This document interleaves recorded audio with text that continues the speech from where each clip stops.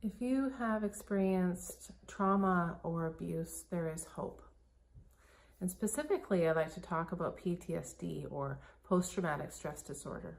It's actually something that I was diagnosed with a few years ago, related to an abusive relationship that I had growing up.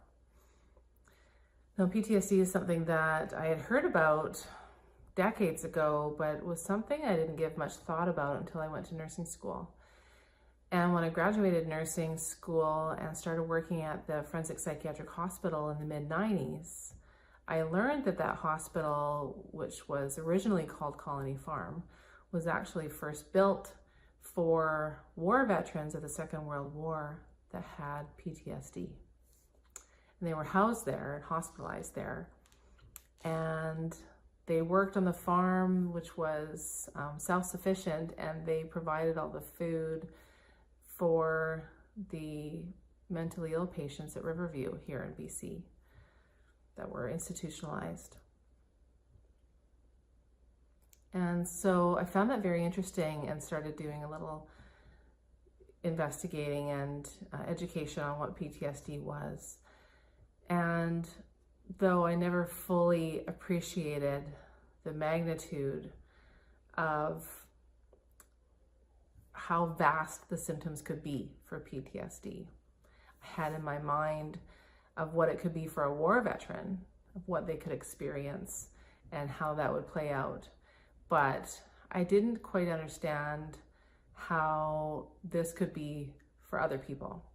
And we're now seeing it in present day in so many different professions. I think it's always been there, but we're now documenting and being more aware that this is something that we're seeing because of consistent, repetitive experiences that are traumatic. Professions such as first responders, for example, so paramedics, firefighters, nurses, doctors, first responder teams, emergency room teams, and the like. But we're also seeing them in citizens and teenagers that see traumatic events. We see news as it's happening. We see wars on TV in the moment. We see horrible, horrific images projected on television. We see them on our smartphones in our hands, sometimes in our bedrooms, in our beds as we're watching them.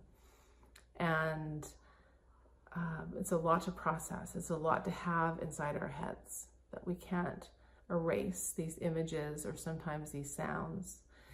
And we know that sounds and smells and those types of memories are very, very powerful in our brain.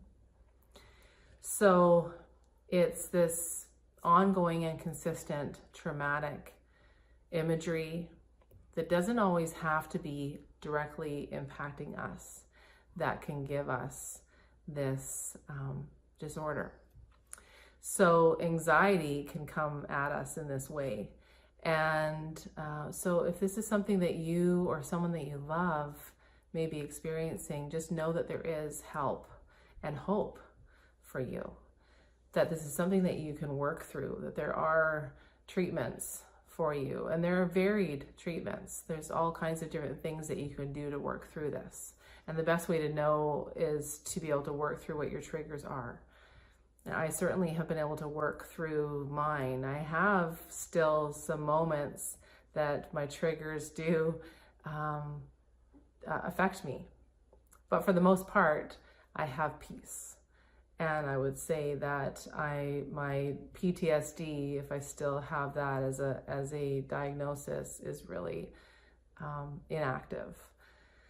So my wish for you is that you find treatment and help. And if you need that, to please reach out to me, reach out to someone, look in your phone book. Well, we don't have phone books these days. Look in your smartphone directory for a local counselor, someone that you can talk to and trust for some help.